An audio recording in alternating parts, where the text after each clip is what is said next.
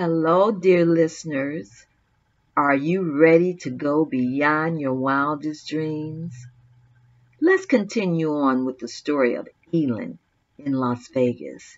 Remember, she came to her hotel door and opened it. And remember what she found? Here goes. When Elin came to, she was lying on her bed. Oh my God! What was that? What just happened? A barrage of questions continued to flow through her foggy head. Do I need to go back home? Am I hallucinating? She knew she had to calm down. After all, she was very level-headed and did not have hallucinations. Once again, she told herself to calm down because she was going to figure this out and backtrack what had happened. Okay, there was a knock on the door. I opened it, and there he stood. Goodness of life, I fainted. She could not believe that she had fainted. And while figuring this all out, there was yet another knock on the door. Well, Elin knew now without a doubt that she could not put herself through that again.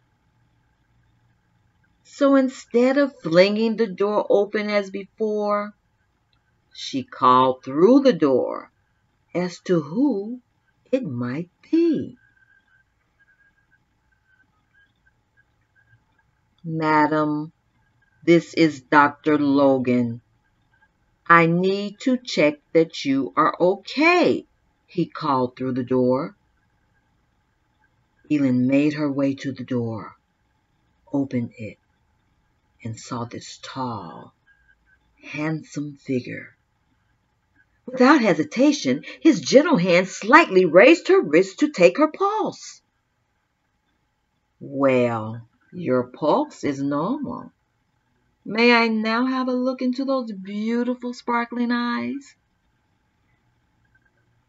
He saw the look of skepticism in her face. Here are my credentials, young lady, and no fear is necessary. With one as lovely as yourself, you have every right to make certain I am who I say I am. The nice, charismatic doctor handed Elin his card and bid her good night. Each event seemed to be happening so quickly behind the other, until Elin still had not processed everything.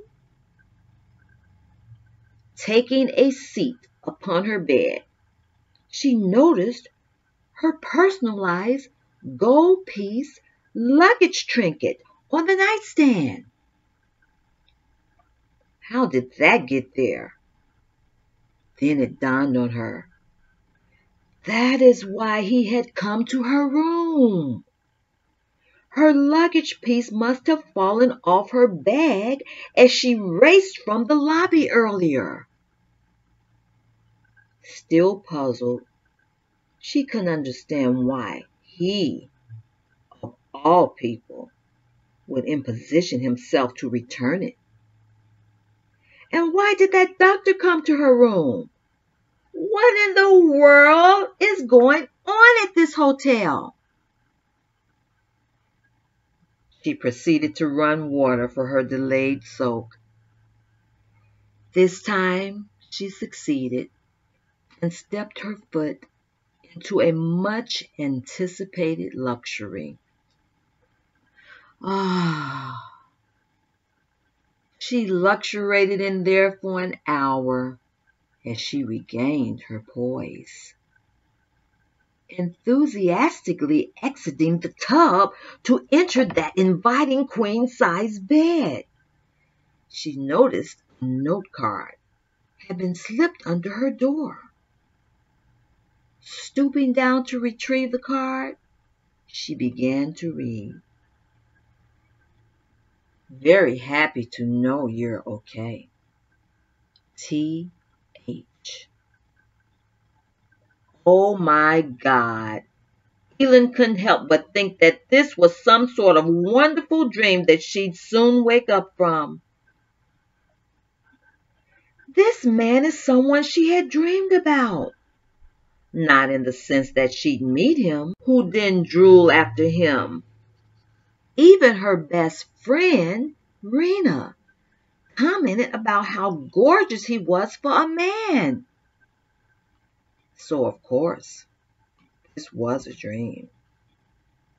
She'd go to bed now and awaken tomorrow to know the truth.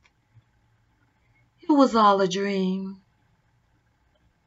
Then again, Elin thought about one of the many profound things her mom always said.